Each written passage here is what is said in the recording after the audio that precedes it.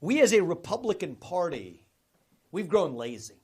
And I don't just mean lazy in the get out the vote operation sense of lazy. I mean lazy in a deeper sense of defining who we even are and what we stand for. See, the left is very good at this, actually. They'll give you a vision. It's not the right vision, but they'll give you their vision of race, gender, sexuality, climate, wokeism, transgenderism, COVIDism, climatism. And we're sitting here criticizing that vision, but without offering an alternative vision of our own. Biden bad is not an agenda. I don't sit here criticizing Joe Biden in part because he's not even really the president, right? He's a puppet for the managerial class, and we're sitting here chanting Bidenisms without offering a vision about who we are and what we stand for. What does it mean to be a Republican in the year 2024? What does it mean to be an American in the year 2024? That's what we need to answer. And to me, it means we believe in the ideals of 1776. Ideals like merit and the pursuit of excellence. That you get ahead in this country not on the color of your skin, but on the content of your character and your contributions. That's why I've said we will end affirmative action and racial group quota systems in every area of American life. It's been a cancer on our national soul, and we're done with it. It means we believe in the rule of law. And I say this as the kid of legal immigrants to this country. That means your first act of entering this country cannot break the law. And that is why I've said we will use our own military to secure our own southern border and our northern border too. That's what it means to stand for the rule of law in the United States of America. Thank you. It means that we, the people, create a government that is accountable to us, not the other way around. That the people who we elect to run the government ought to be the ones who actually run the government. Not the shadow government in the deep state that pulls the strings today. If there's one thing I get done as your next president, if there's one thing I know how to do better than anybody else as your next president, if there's one war that I wage as your next president, it's not some pointless foreign war. It is the war on our own shadow government right here in the United States of America. You want to drain the swamp? Here's how I'm going to do it. 75% mass firing of every federal bureaucrat. We'll get that done at the end of my first term. We will start on day one when I get into office. We will shut down government agencies that should no longer exist, from the FBI to the ATF to the CDC to the U.S. Department of Education. We're going to get in there and shut it down. That's how you revive this constitutional republic. You don't start with last year's budget as the baseline, which is based on the prior year's budget, which is based on the prior year's budget before that. No. We will start with zero as the baseline and ask what's actually necessary. That's how I've run my businesses. That's how most CEOs run their businesses. Zero-based budgeting. Bring that to the federal government. That's how we fight our national debt. This is how you drain the swamp. This isn't controversial. This is common sense. And to do this, we need something in a lasting way in this country, and that is elections that we can trust and believe in. As your next president, one of the first things I'm going to do in driving through Congress, everything else I'm telling you, by the way, I'm going to do as your president, without asking Congress for permission or for forgiveness. Commander-in-Chief, move the troops to the border. Absolutely, I can do it. Fire our federal bureaucrats? Absolutely. I'm the CEO of the executive branch. I'll get that done. Shutting down agencies? Yes, I can do that too. I understand the Constitution, and I will use it.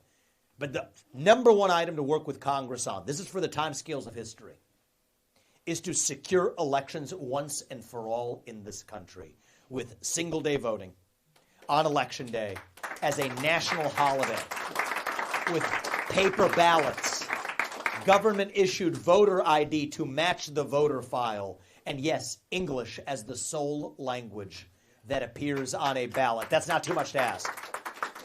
It's not a black idea or a white idea. Shouldn't even be a Democrat idea or a Republican idea. Not really. These are American ideals that we fought a revolution to secure in this country. And I believe deep in my heart that those ideals still exist. I'm running for president. We're doing what we're doing right now to revive those ideals. E pluribus unum is what it says on the back of our coins. It means from many, one. That's what we've lost in this country. We've been taught, all of us, to celebrate our diversity and our differences so much that we forgot all of the ways that we're really the same as Americans, bound by that common set of ideals. And here's how we're going to get them back. It's going to be by doing what she's doing. I like that. I mean that, actually. It's exactly what I was going to say. It's going to be all of us starting to speak our minds in the open again, actually. Say in public what you'll say in private at the dinner table. Say it with a spine. Say it with conviction. Say it with respect. But part of respect is that you respect your neighbor enough to tell him what you actually think, to tell him the truth. And you see, that's what this campaign is about. Speaking the truth, not just when it's easy, but when it's hard. Speaking the truth, not just to the Democrats on the other side, but to our own side when necessary too.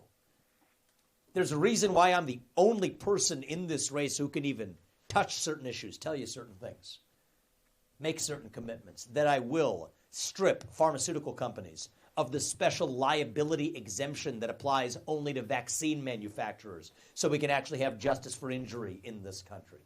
The only person who can tell you that I'm against the CO2 pipeline making its way across the other part of this state, using eminent domain to seize the land of innocent farmers because it's unconstitutional and an unjust violation of private property rights.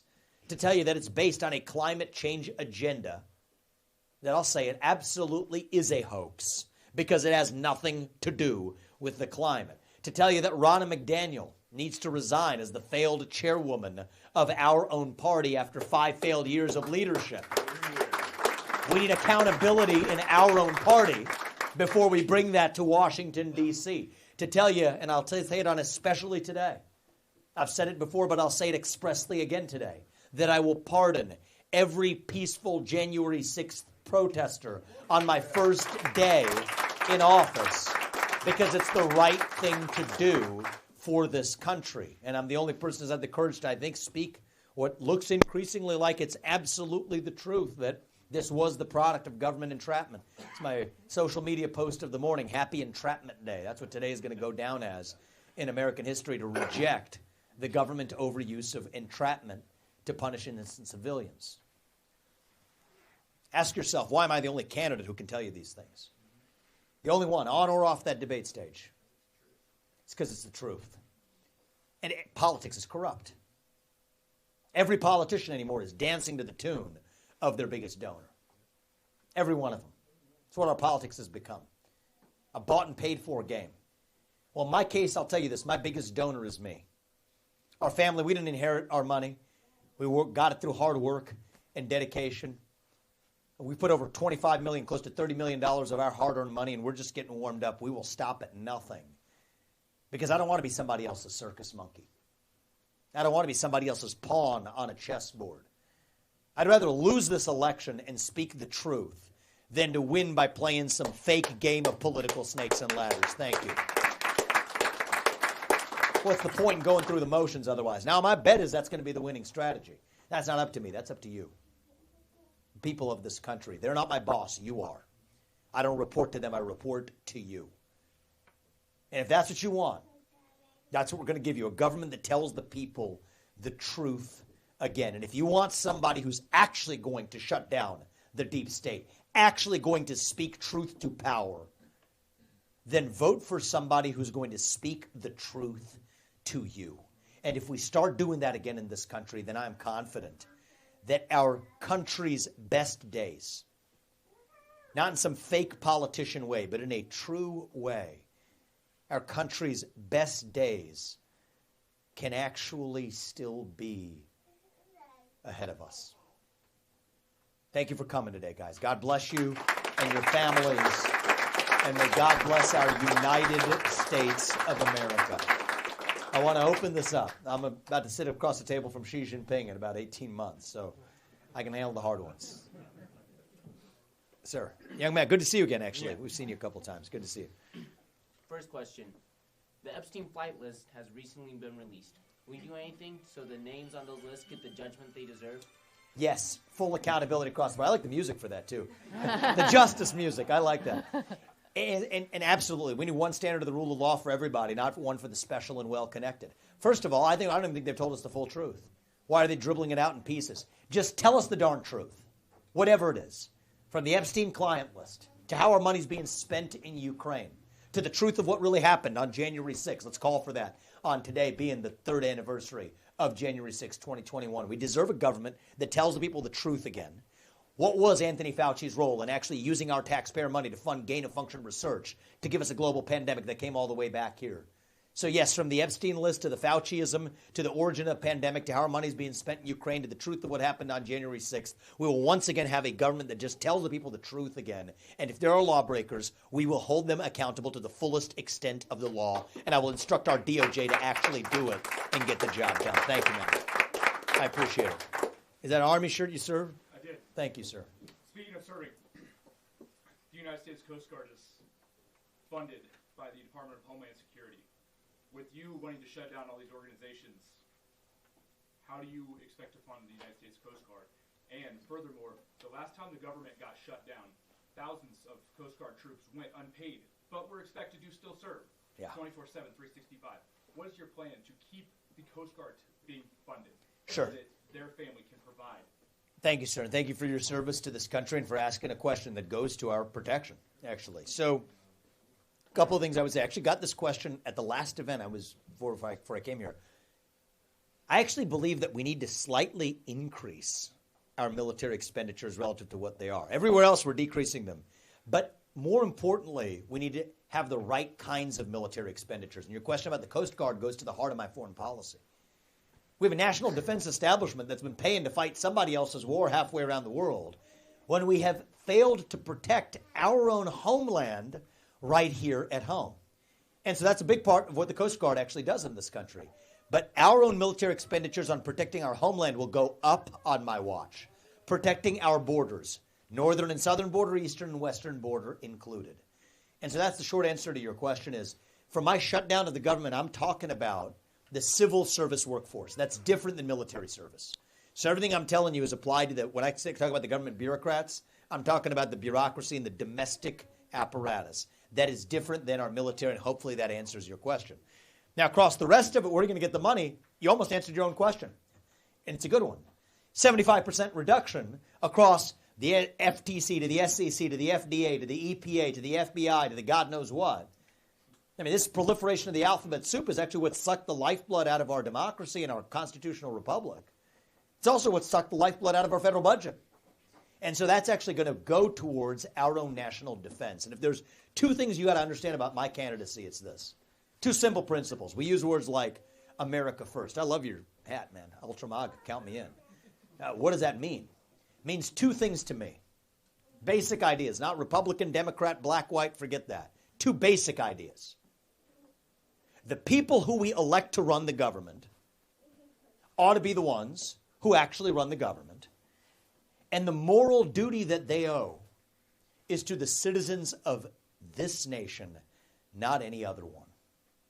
Those are the two promises I'll keep as your next president, which includes proper investment in our military to protect our own homeland while shutting down the rest of the administrative state that should not exist. And so I hope that answers your question. Thank you, sir. We'll come right to you since I like your hat. Yeah, thanks. My hat says Ultra MAGA, by the way, and I think it applies to you as well.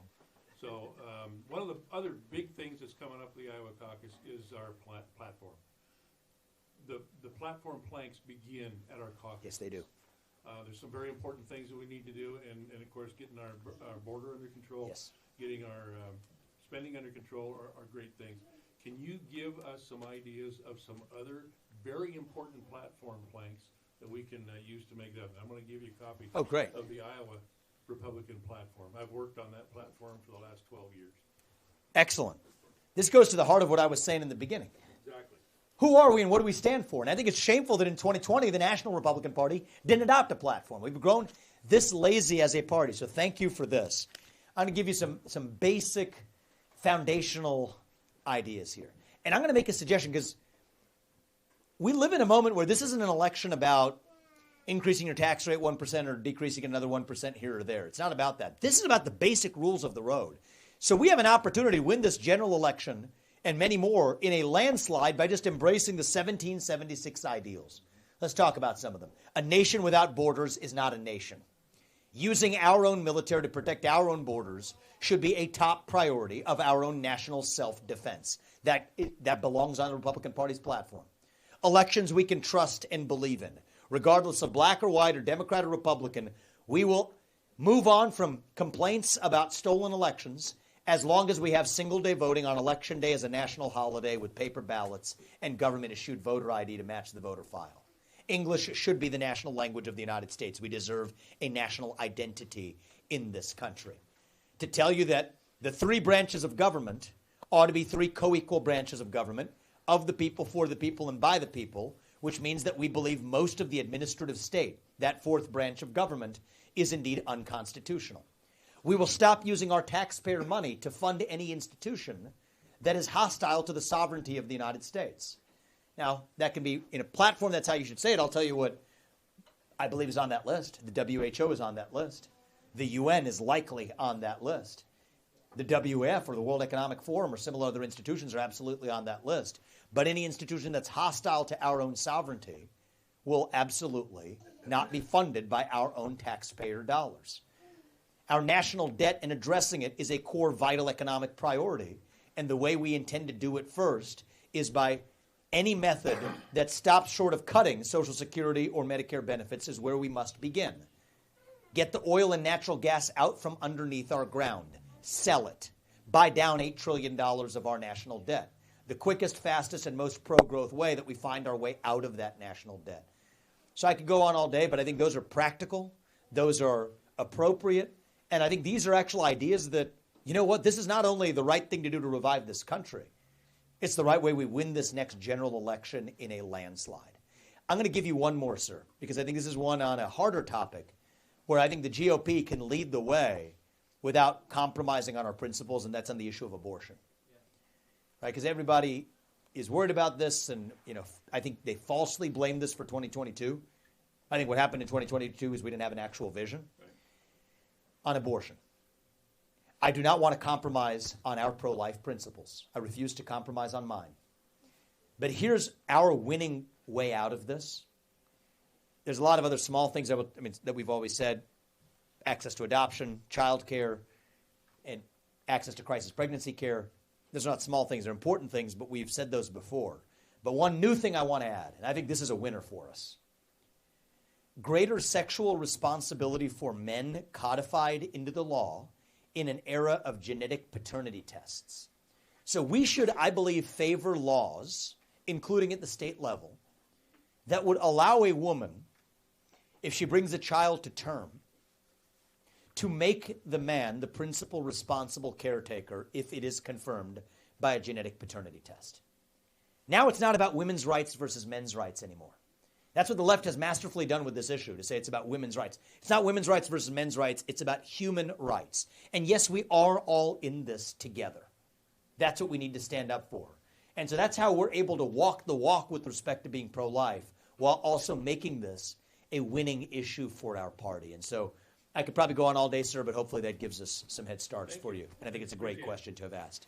Right there, the back, and then we'll come back up here. So you touched on something, the national debt. In 1913, the establishment of the Federal Reserve, monetary policy associated with that, the World War I, World War II, the reason for the adoption of all the way through Iraq. So every time, to me, monetary policy actually points to all the ailments that we have, all the things like the countless wars, the endless wars. We had a so-called expert economist come to Washington. The late 90s is when they really tipped it on steroids. Well, it's going to eventually get to there anyway. It has to. Yep. You borrow money into circulation and don't create the principal to pay back. Yep. Or create the interest to pay back on the principal, then you fail. But anyway, this economist came last July and pointed out that our national debt is $30 trillion, and the amount of money, M1 and all that stuff combined, bringing it back home from overseas and all that stuff, was $28 trillion. So if tomorrow the federal government said 100% tax, we would be $2 trillion short. Mm-hmm.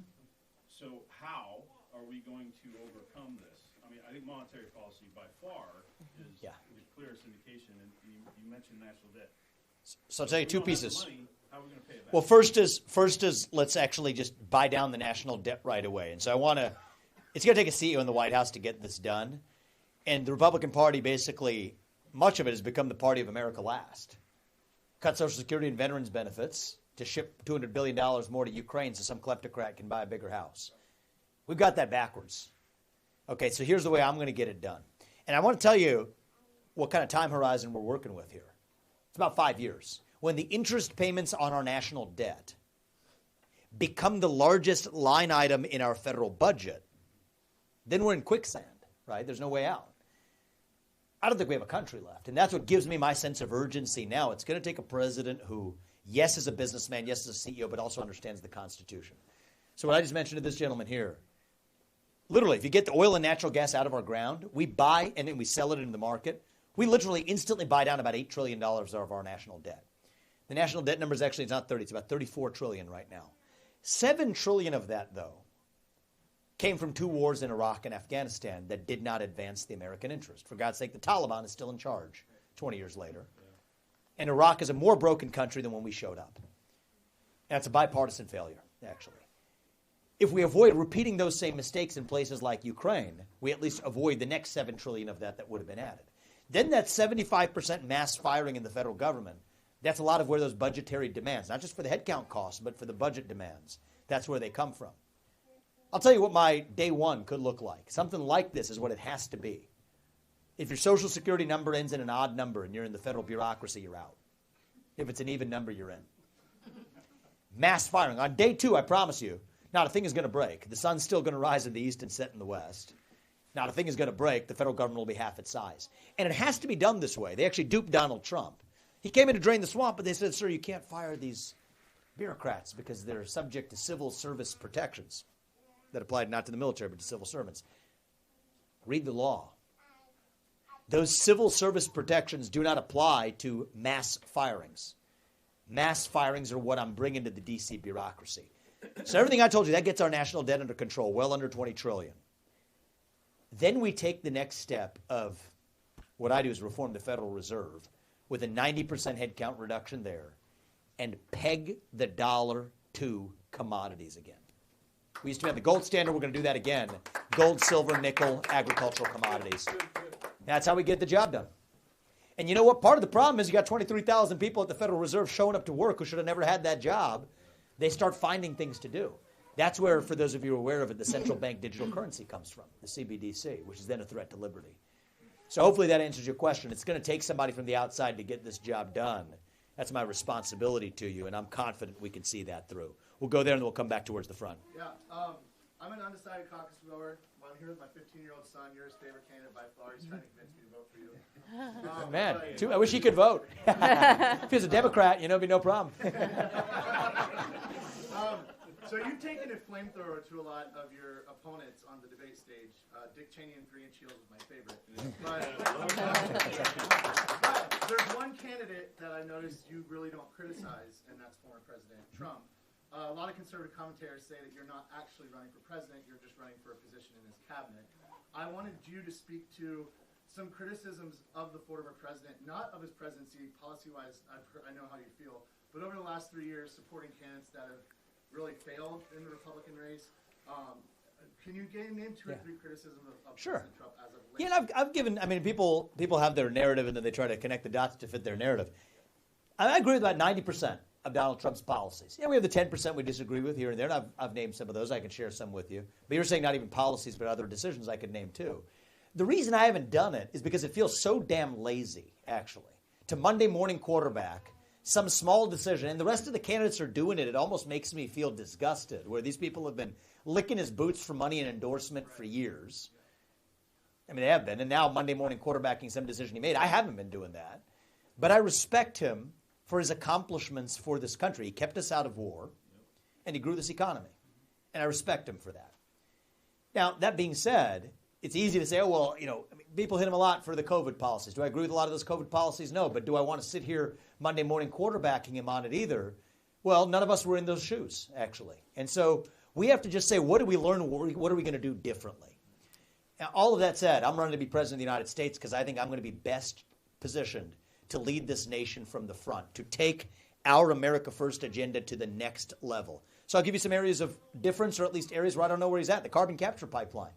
I'm the only candidate who said that I'm opposed to the illegal use of eminent domain because it's unconstitutional. I'm opposed to that climate change agenda because it is based on a hoax. I think that's different. Donald Trump, I made some recent comments about the FBI and the headquarters and otherwise. I don't know where he is on this. I'll shut down the FBI, and I think that's the correct answer. There's 35,000 employees at the FBI. 20,000 of them are back office bureaucrats in the J. Edgar Hoover building. They're going to go home on my watch. 15,000 of them are investigative agents on the front lines. Good people, we'll move them to the U.S. Marshals or to the DEA, which have been far more effective at fighting child sex trafficking or the fentanyl epidemic in this country. So I think what really happened is not that we have so much of a policy dispute here, but they duped him, actually. They told him, as I said, you couldn't fire the civil servants because of civil service protections. Well, read the law. They told him you can't end birthright citizenship for illegals, as I said I would do, without a constitutional amendment. Read the 14th Amendment. It does not apply to the kids of illegals.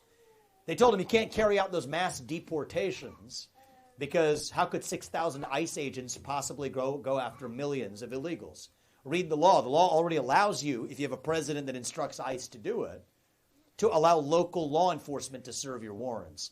And so the biggest differences aren't some sort of microscopic policy difference here or there. It's the fact that I think it's going to take not just an outsider, a person who can bring a flamethrower not only to the debate stage but to Washington, D.C. Trump brings that and I bring that. But it also takes an outsider who knows and deeply understands the law and the Constitution in this country.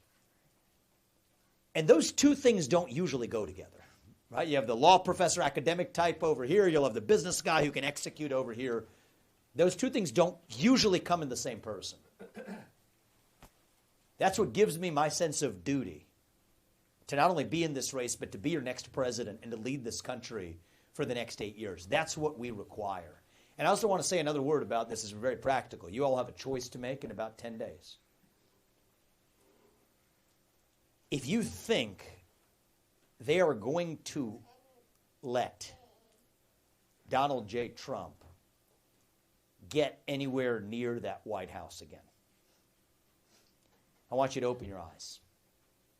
I think we're walking into a trap right now, a trap that's been laid for our America First movement, actually. These people, they're going to stop at nothing, and I mean nothing at this point, to keep this man away from office. Propping up, getting this down to be a two-horse race. Maybe it's between Trump and a Democrat. Maybe it's between Trump and a Democrat in the Republican Party, for that matter. Doesn't matter. Someone they can control, and then take him out of contention, one way or another, and prop in a controllable puppet. That's the trap we're about to walk into. And you're going to look back 12 months from now, are you going to say we're shocked that happened? Or are we going to say, why didn't we open our eyes sooner to that reality? And our America First movement, this is bigger than one man. Ultra MAGA, it's bigger than one man. It doesn't belong to Donald Trump, just as it doesn't belong to me. It belongs to you, to us, to we the people in this country. America First didn't start in 2016. It started in 1776. And it's our duty to our founding fathers and to this country to make sure we have another 250 years and then some left. And so I believe you have the future of America First standing right here, and that it will take a leader from the next generation with fresh legs, who has not yet been wounded in this war, to actually lead us to victory in this war. And it is a war for the future existence of this country. That's what I think is online here. Not a war between black and white or even red and blue, but a war between those of us who love the United States of America and our founding ideals, and a fringe minority who hates this country and what we stand for. A war between the permanent state, the managerial class, and the rest of us, the everyday citizen. That's what this is about. And so if you want a general to lead us to victory in a war, a commander-in-chief. Pick the one who is not yet wounded and can actually reach and lead that next generation of Americans. That's what this is about, actually. And I think I can do that in a way that nobody else in this race can. So I'm not going to sit here generally in this race and sit around and lazily criticize Donald Trump. We love the man because he got this fight started. But it is our job, our duty now to step up and actually finish it. He rolled that log over in the deep state, in the swamp, and we saw what crawled out. I'm bringing the pesticide. That's the way I look at this. We actually need to, what he exposed, we now need to use the law and the Constitution to actually correct. And that takes somebody who understands it deeply to do it.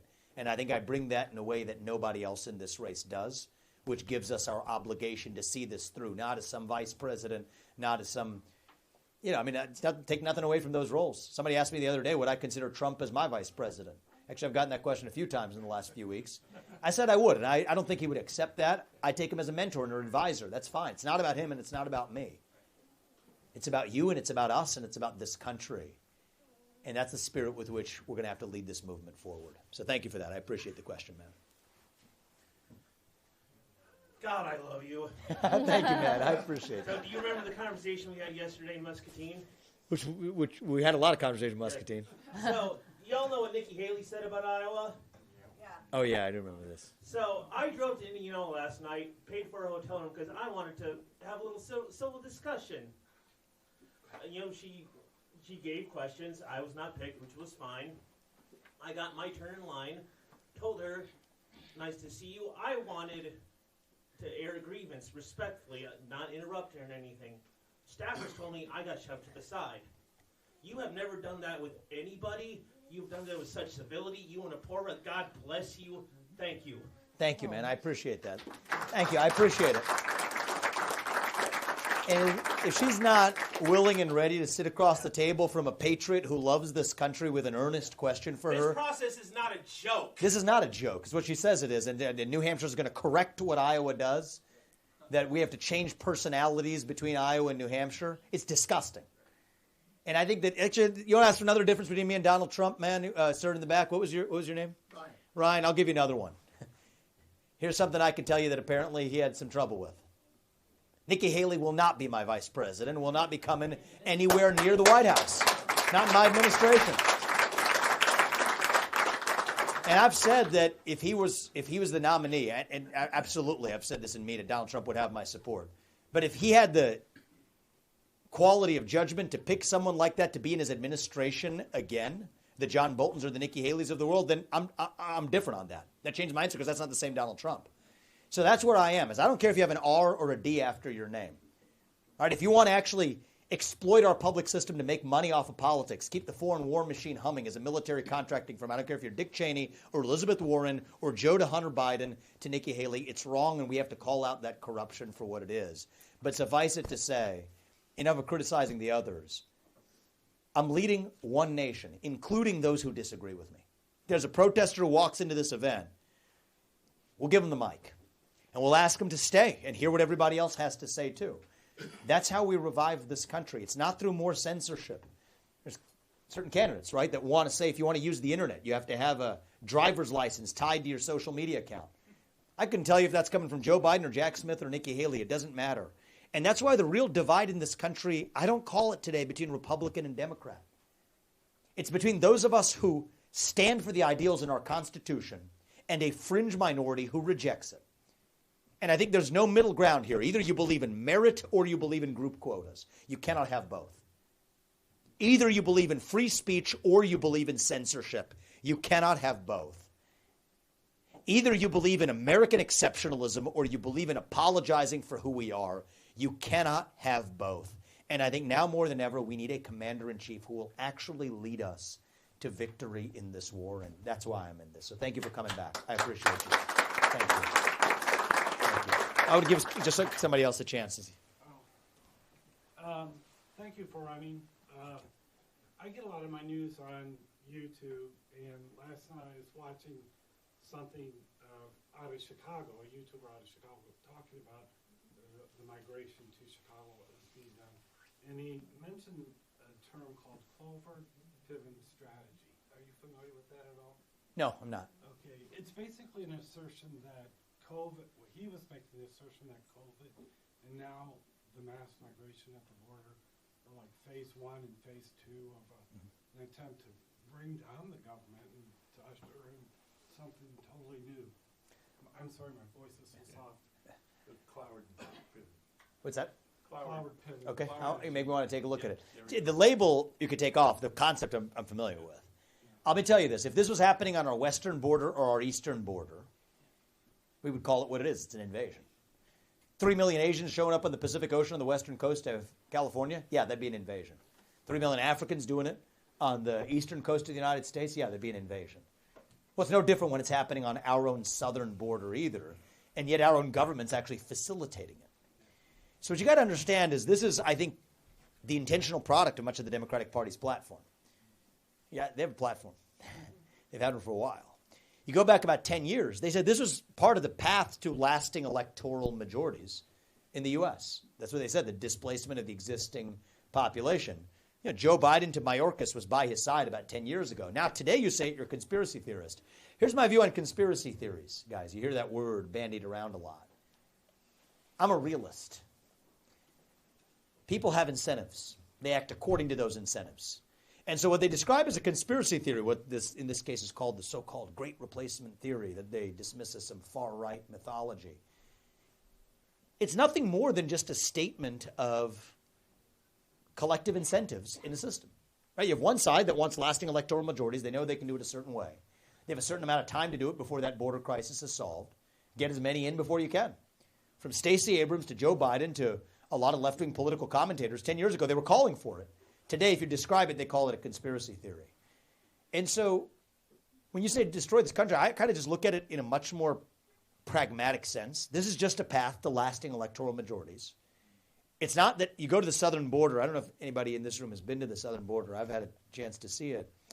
It's not exactly what you think, and at least for me, until you get there. You know, people ask these questions, are you going to shoot them, et cetera? What are you going to do? It's the wrong question because it's not like there are people sneaking across the border, running away, yet to be caught and tackled before you got them down. It's not like that.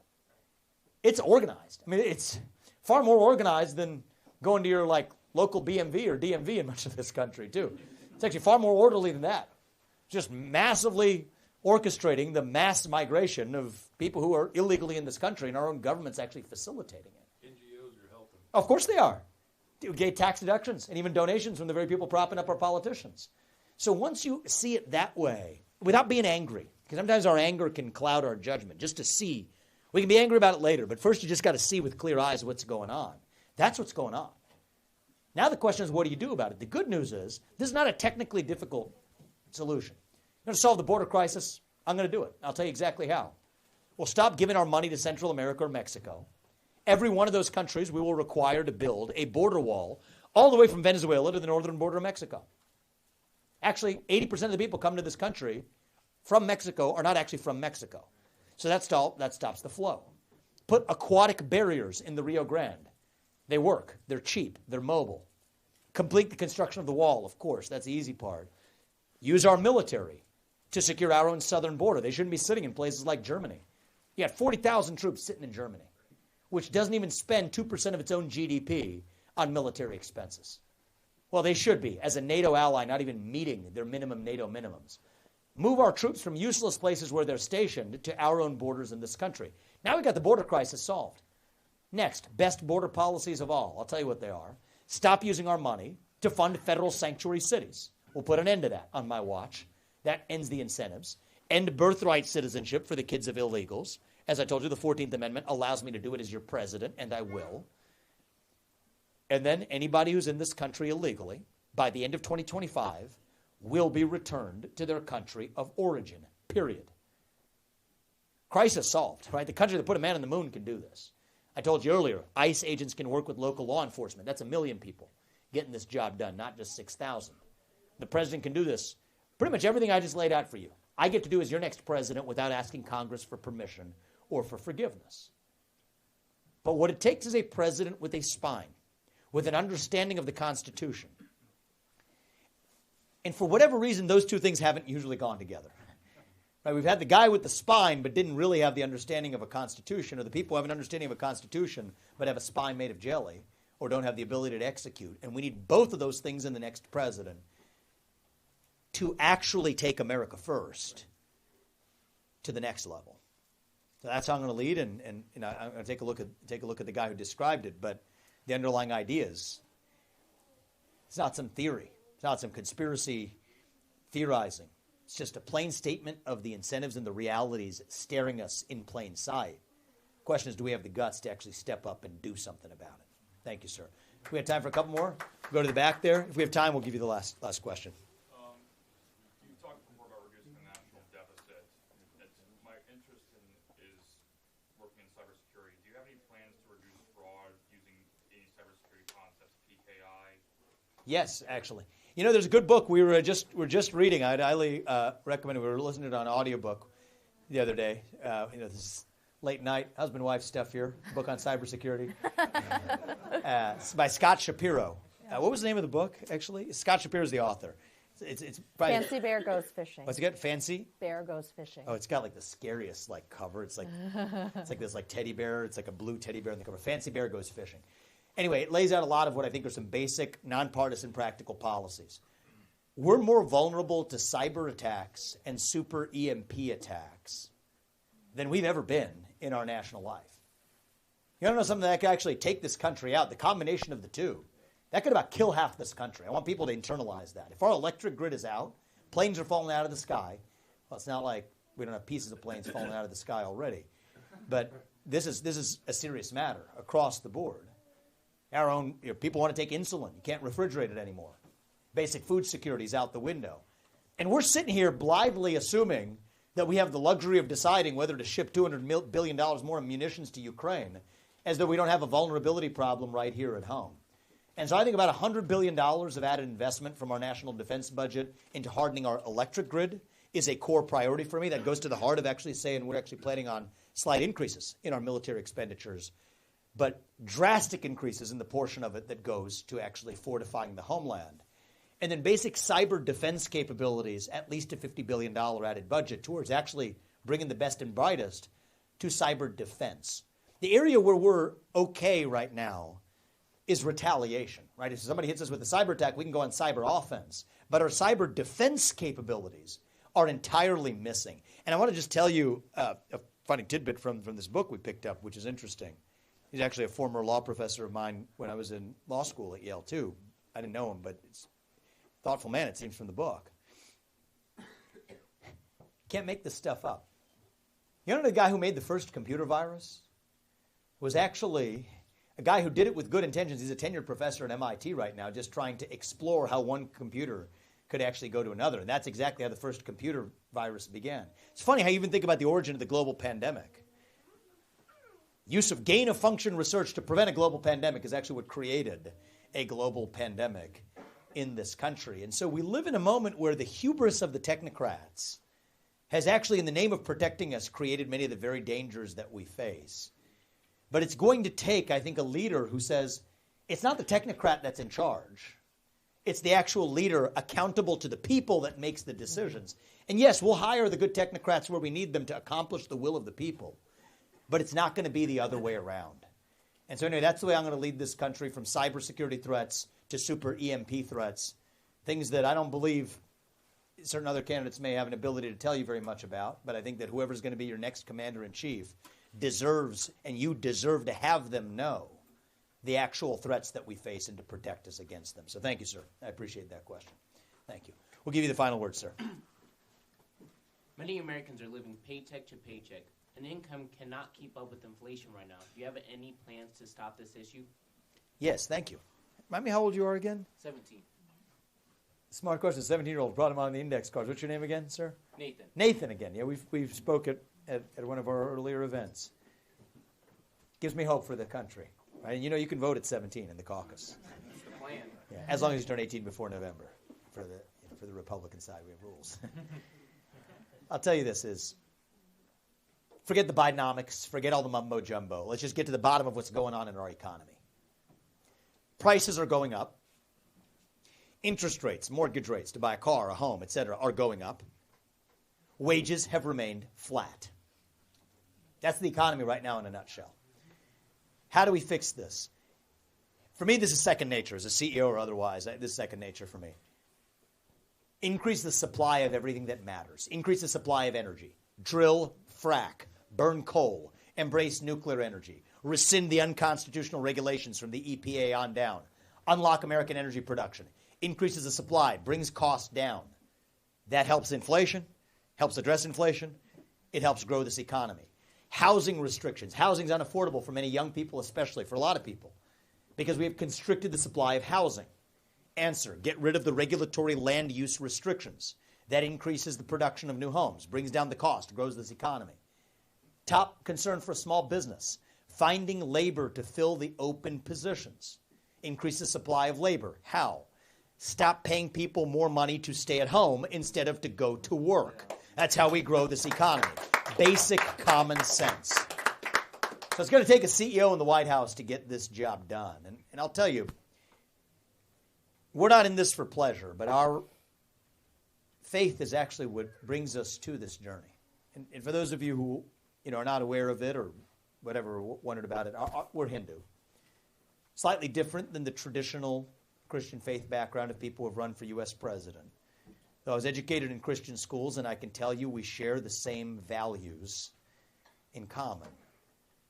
Our faith teaches us there is one true God. He puts us here for a purpose. It's our moral duty to realize that purpose. That God works through us in different ways. But we're still equal because God resides in each of us. I had a very traditional upbringing growing up. Parents taught us family is the foundation. It's part of growing the economy too. 25% of kids are born into fatherless homes today. We're paying for that. Our taxpayer money is going to fund that. So bringing back these values. Family is the foundation. Marriage is sacred. Divorce isn't some option. You just pick off a menu when things go a little wrong. Adultery is wrong. Abstinence before marriage is the way to go. That's what my parents instilled in us, at least. The good things in life involve a sacrifice. It's not just about this life. It's about the eternal life. I get to St. Xavier High School at the age of 14 in 9th grade. Read the Ten Commandments for the first time. What do they say? There's one true God. Don't take his name in vain. Observe the Sabbath. Honor your parents. Don't lie, don't cheat, don't steal, don't kill, don't commit adultery, don't covet. For me, it didn't feel like I was reading those values for the first time, but they feel foreign in today's country today. And I think part of how we revive this country isn't just through the policies, and these have been great questions about the policies, but it's also by reviving our national character, the shared values that this country was founded on. So are we going to make that part of our job to bring back those shared values? And yes, they are Judeo-Christian values that the country was founded on. You're darn right we will. That's a core responsibility of the next president too, not just the policies we've talked about today. Making faith and family and patriotism and hard work cool, again, in this country. I consider that part of my responsibility too, and that too gives us the self-confidence to address our economic or our foreign policy challenges. Swearing an oath to the Constitution and keeping it, to make sure every American enjoys their First Amendment rights, to speak freely and to worship freely, religious liberty without the government getting in the way. That too is part of what we need to revive to restore our national character. And when we leave office in January 2033, after 2 terms, if you all put us there, the thing I want to tell you is more than anything else, shutting down the deep state, growing this economy, keeping us out of World War III, declaring independence from China, securing our border, all the things that go on that platform. We'll deliver that. But even more important than that is something that doesn't go on that platform,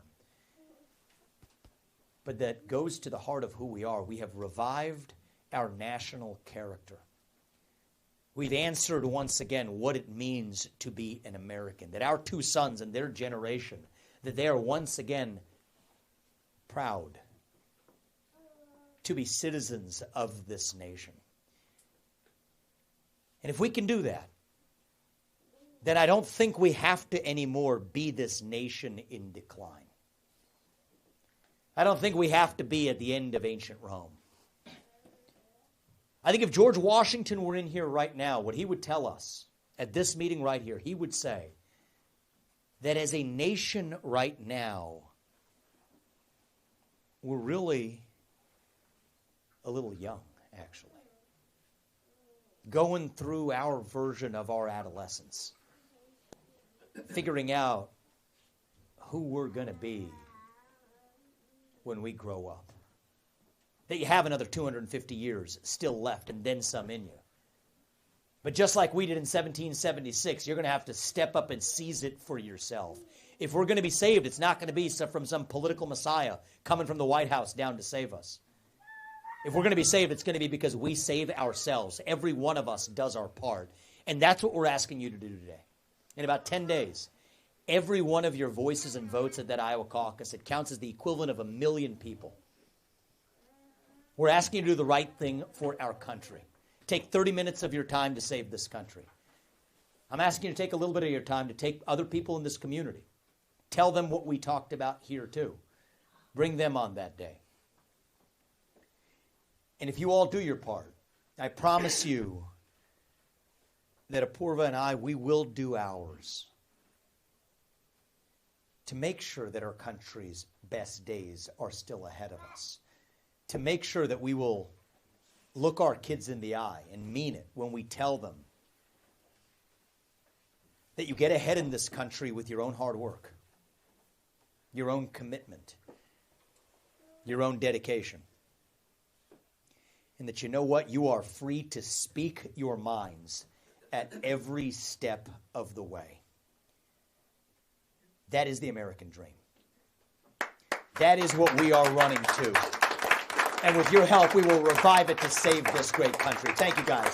God bless you and your families and our United States of America. Thank you. I appreciate it, guys. Thank you. I wanted to say, Washington County in 2013 rescinded zoning ordinance. I Good. like your Veritas I'm proud of that. tattoo. That actually helps with the land nice. use restrictions. Equitas and And in Veritas. that- I love it. Oh, thank you. Do you have time? Do you have time? Do you have a little time or no? In that platform, there is a plank on EMPs. There is. Yeah, excellent. Thank you. You guys, it's called Washington County. It's like almost the spirit of George Washington. We got to revive that. Thank you. Thank you. I appreciate it. Spread the message in this community, sir. I appreciate that. I didn't think I would ask you a question you wouldn't know Oh, good. about. You have this right here. Cloud Yeah, curtains. and what it's very nefarious. It's basically asserting that forces are trying to just take the whole thing down and usher in, you know, some Bureaucratic jobs. disruption and welfare agency. Yeah, this speaks to me. This Yeah. speaks to me right So I here. thought Thank you. would be, And this is right. I mean, I'm Very aligned with the kinds of problems I'm yeah, I'm you're raising. talking about that Yeah. issue and everything. Thank you. I appreciate that, sir. That means a lot to me. Spread the message. I'd like to shake the hand of the future president. Thank you. With your help, we'll make it so. Yeah, I think we're going to do this. What's your name? Darla. Darla. Ron Corey. Ron, hey, good to see you, Ron. Thank you for being here, guys. We're going to do this. Oh, Hang in there. I think we can do this. I don't mean just winning this election. I mean saving this country. I think we can do this. Spread the message. We're going to do our part. Thank you, guys. Thank you, man. I appreciate you being here. Thank you. Thank you, man. I appreciate that. Would you mind a couple Yes, seconds? absolutely. Please, thank you. My buddy Jeff that saw you yesterday, Muscatine. Is that your buddy? Yeah. Oh, good guy. Coworker. Okay. Yeah. Thank you. Tom, thank you. Thank you very much. It's good to see you. Yeah, let's get a picture. Let me get a. Yeah. Is that your dad in the back that asked the question? Yeah. Can we convince him? Convince him. I'll convince him. Yeah, why don't you do the homework for me, man? Bring him home. I appreciate You have a that. good day. Thank you, man. Keep it up. It's good seeing you guys. Nice to see you. It's good to see you. How old is this one? Hi. One. She's one. She's good size. Good. Good. Because we have kids similar age. That's great. Hi. What's your name? Oh, it's okay. It's okay. Emily. Good to see you. What's your name? Jalen. Jalen. Good to meet you. Thank you for coming out, guys. Have you done the caucus before? You know, I never have. I should have. We'll ask you to do it this time. Absolutely. It's going to make a difference. Enjoyed watching you on TV. Yes. Thank you. We appreciate Thank you. you. Thank you, guys. Yeah, that's good. I mean, it's the next generation. It's where they're at. So spread the message, and we're going to do our part. Evelyn, good to meet you. She's so cute. Yeah, thank you for bringing her. Yeah, good to see you guys. Thank you. Thank you for being here. Thank you, guys. I appreciate you being here. Hey, sir, I just Hey, want to shake your hand. it's good to see you, man. What's your name? Sawyer, sir. I just got back from the Army. So. Thank you. How old are you? 18, sir. Thank you for serving this country. Thank you for your message, sir. I think it's a good message for most kids my age, Thank you. We're here for you. We owe it to your generation to make sure you don't have national debt on your shoulders. And if you're, God forbid, fighting some war, it will be one to defend this country, not another I one. have no problem going to the border for you, sir. Thank you. Thank you, sir. Hey, are you going to be here on the January 15th? I should be, sir. Appreciate that. Thank you. Thank you, man. You going to do Good that? seeing you January again. 15th caucus? Yeah. Awesome, man. You get to do it at 17. Good to see you again, man. Thanks for the opportunities. Thank you, guys. You guys have been Thanks for awesome. interviewing him. That was great. Thank you. You guys have been awesome. And thank you for being so. I remember you're going to be the president. I'm You're trying. going to be the president. My hardest. That's right. But one day. He gave your wife his contact information Good. because he says he needs a mentor. I think Okay, you'd be good. a really good mentor. I know you're Thank you. busy right now, though, so right now Well, maybe might the not be a good combination of time. us. The combination of I've us. been telling him you surround people by what you want to become. That's right. If you hang out with four thieves, you're going to become a thief. If you hang out That's- with four successful That's people, sound you're gonna advice. become That is the correct advice. Thank you. Sir. Thank You have a guys. good day. I appreciate that. Okay. I want to sign this. Okay, got it. It's great. It'll Are you coming to this event? Yeah. It should show. It's Thank you, okay. man. Perfect. I appreciate it, guys. Thank you, man. You got it. I appreciate it. My plan for 2020 is to run for re-election after winning this one. Okay, I'm going to take a look at it. Thank you for that. I appreciate it, man. Thank you for being here. Good luck. I Thank drove you. down from Coralville. I'll caucus for you. I appreciate that. Means a lot, sir. Thank you. Have you signed this one here? Thank you. Thank you. I appreciate that. Thank you. Thank you very much. Thank you, guys. I appreciate you being here, guys. Thank you so much. Thank you, guys. I appreciate it. We can do this. Take care, guys. Thank you, man. Thank you for your service to the country, man. I appreciate it. Thank you. Thank you for having us. I appreciate it. Thank you, guys. What's that? I got her picture. Oh, you did? Oh, thank you. Thank you. Good to meet you guys. Thank Good you. luck. Thank you, my man. Yep. Okay. My parents taught me luck is spelled W-O-R-K, so we're going to keep that up. So thank you. I appreciate that. Exactly. Exactly. Thank you. We'll see you. Hey. It's good to see you. Thank you. Were you here with us? I did. I You listened. did? Thank you, Thank guys. you. Thank you, man. How you doing, buddy? Nice to see you, buddy. It's good to see you. You guys come to the caucus? Yeah. Thank you. Appreciate it, guys. It's good seeing you. Thank you. Because I think that this was the most significant form of potential government entrapment that we've seen in modern history, following increasing cases of government entrapment that I think actually pose a real threat to liberty in this country.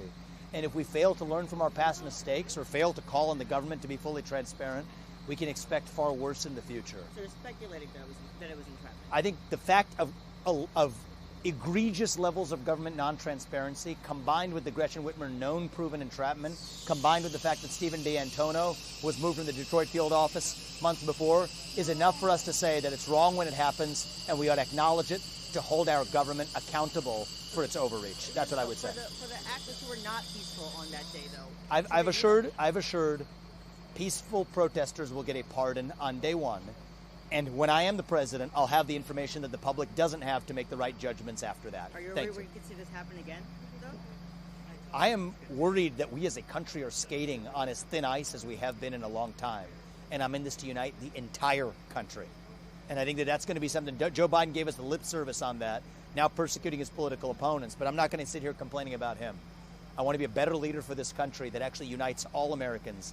And that starts with speaking the truth. And right now we don't have the full truth. But let the public know the truth. And that's what I would advocate for. I got to go to the next stop. At this point, though, will embolden people to act. I think the truth is always the right way to go to secure peace in the long run in this country. And that's what I care about. That's the answer. Thank you.